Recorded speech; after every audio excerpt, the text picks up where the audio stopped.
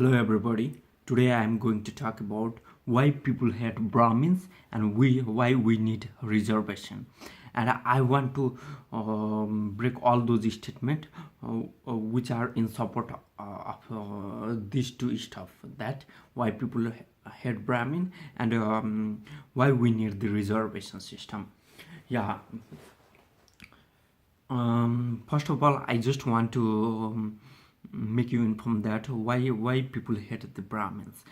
Since Brahmins have been suppressing people like 1,000 of years, and this is the main reason people hate the Brahmins. And Brahmins are the representative of Hinduism as well, and in many places we can see that Brahmins are the only one who offer prayers in the temple, and who prays in the temple, and they are the one who takes all the money from the temple, and that's it.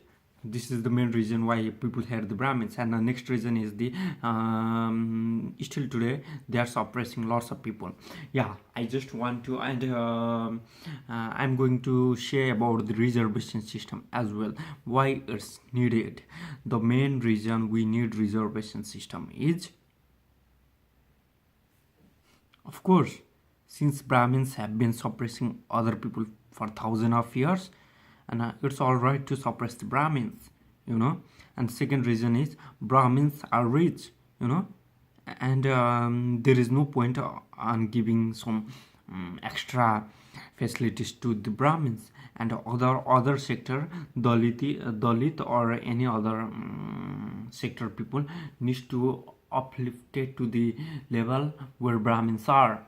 This is the reason why we need the reservation system. And next reason is the to end the discrimination. All right. Sure. I just want to break all these statements. I'll try my best. Yeah. And why people hate Brahmin?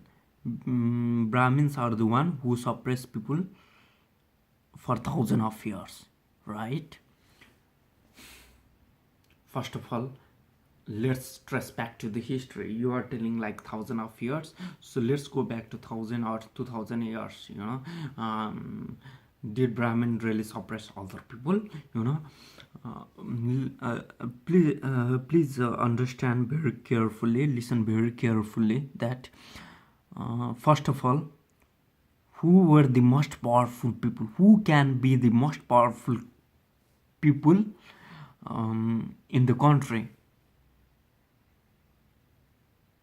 It is of course the king, or the ruler, or the leader. At the time, who were the king? Were Brahmins the king? Of course not. Kshatriyas were the king. And if Kshatriyas wanted, they could suppress the people. I'm not saying that Kshatriyas suppressed the people. All I am saying is, if Kshatriyas wanted, they could suppress the people. But even though Brahmins, if in case Brahmins wanted to suppress the people, it was not possible, because Brahmins were not allowed to rule the country. Brahmins were not allowed to run the business. Second most powerful people are the business class people. Brahmins were only allowed to pray to God and knock the door and ask for the food. Do you think the guy who knocks the door, who goes behind every single doors and asks for food, will suppress any other people? Well, let's see our history as well. Let's look back to the Ramayana. You might have heard about the Kaikeyi as well. And do you know what Kaikeyi told to the king Dasratha? Till 14 years, Ram has to live the life of the Brahmin. What should we conclude from this statement? What we get from this statement? It does mean that the condition of Brahmins at that age as well, was not that good. If Brahmins were living high standard life, why stepmother want him to live the Brahmin's life? So the so same case goes for the Kauravas, I mean, like, sorry, Pandavas. Pandavas were caused by the Kauravas. They had to spend 12 years life as a Brahmin. It was God's. Remember, it was not the boon. Remember. Do you think Brahmins have been oppressing people since thousands of years? Next thing, I don't have to say like Brahmins are not by the birth but by the karma, or the one who knows the Brahman are the Brahmins. But then again, in these days, people consider Brahmins by the birth. This is the huge misconception of the today's world. And second statement for the reservation, and to hear the Brahmins rich. Brahmins are rich.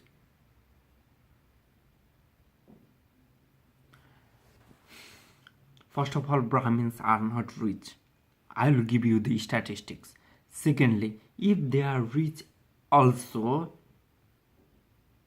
what's the problem? What's the problem if I'm rich? Why should you hate me? And secondly, I'm going to give you the statistics like 45% of the India's population is under poverty. Do you know what is the percentage in the Brahmins community? It's 55%. And let's see the statistics made in the Karnataka, research made in the Karnataka. In Karnataka, Christian earns reach 1562, whereas Bhoka Legion community earns 914, Muslim 794, scheduled caste 680, and scheduled tribes 577, and then comes the Brahmin, the last one. Do you know how much the Brahmins earn? It's 537. Pretty disgusting. And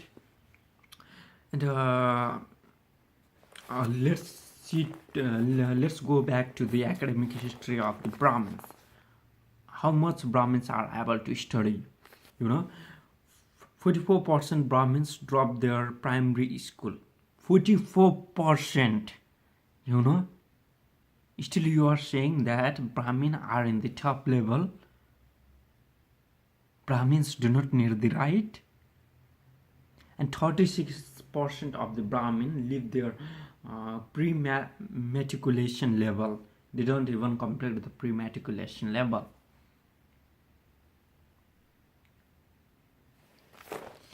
And do you know what is the amount the Brahmins priest earn in the temple? It's 300 per month. Whereas the money earned by the temple is owned by the government, is paid to the government. And the tax paid by the temple are used to build the mosque and used to give the money to the mullahs. 10 billion rupees is separated to give the money to the imams, mullahs, all those stuff. But there is no money separated for the priest. There is no money allocated for the temple. All temple has to do is they pay the tax. Why this hypocrisy? And secondly, another main reason people hate the Brahmins is, if the soul culture of Brahmin is broken, the Brahmins are the spirit of the Hinduism, Kshatriyas are the warriors of the Hinduism, even Dalit and business class people are the heart of the Hinduism. And if as there is huge hate against the Brahmins, if one separates the Brahmin, the all other people will say that the Hinduism culture is for the Brahmins. Why should we belong to that culture? Let's change to the next culture. Let's change to the next religion, and so that it would be easy to divide the people and convert the people. That's what the Congress party is doing since thousands of years.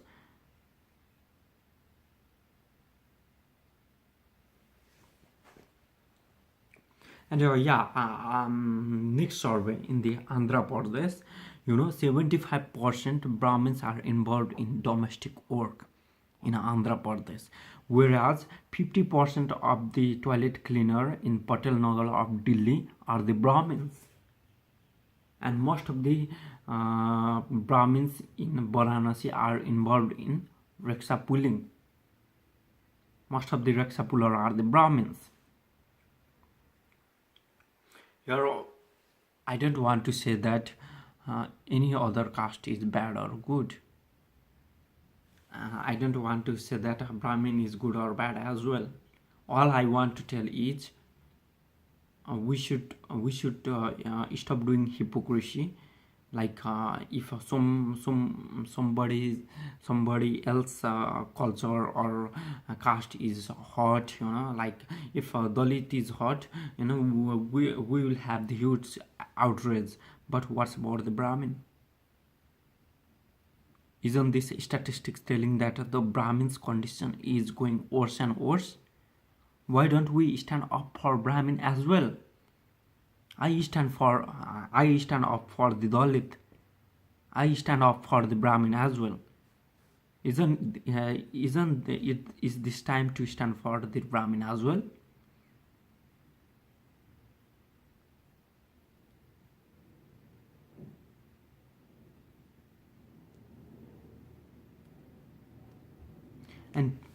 And people say next reason, people say that if reservation system is given, discrimination will end. Since 70 years we are seeing the reservation system. Has discrimination ended? And I will you might not know what was the condition of India back 70 years, before 70 years, but I know the condition of Nepal before 10 years, before 10 years. Why I am saying this is, since 10 years Nepal has adopted reservation system. There was not a huge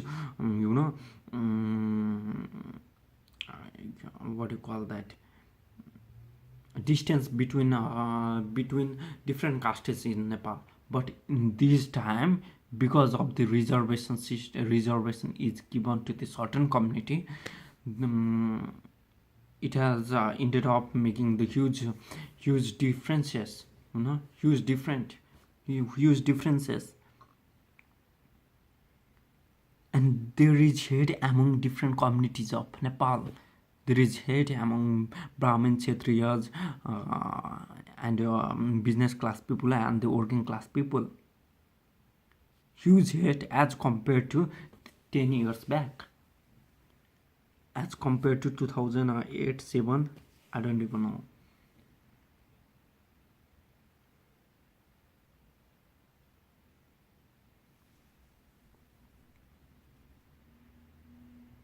And do you think that, do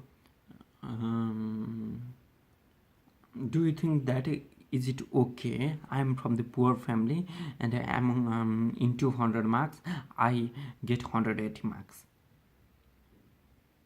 And I don't get selected for the some seats like in MBBS or whatever, IAS or whatever. And next guy, the guy sitting next to me gets 150 marks but gets selected. Isn't that the discrimination against me? Isn't that the discrimination? Is it okay? I am poor and I don't get the job or the seat or the opportunity to study. But the guy next to me is the rich and and has got 30 marks less than me, is able to study. So I think that discrimination, caste system must end. So does the reservation system. We have to stand up against the discrimination towards the Dalit, against the discrimination towards the Brahmin as well. Because when somebody caught us, red blood flows from our body as well.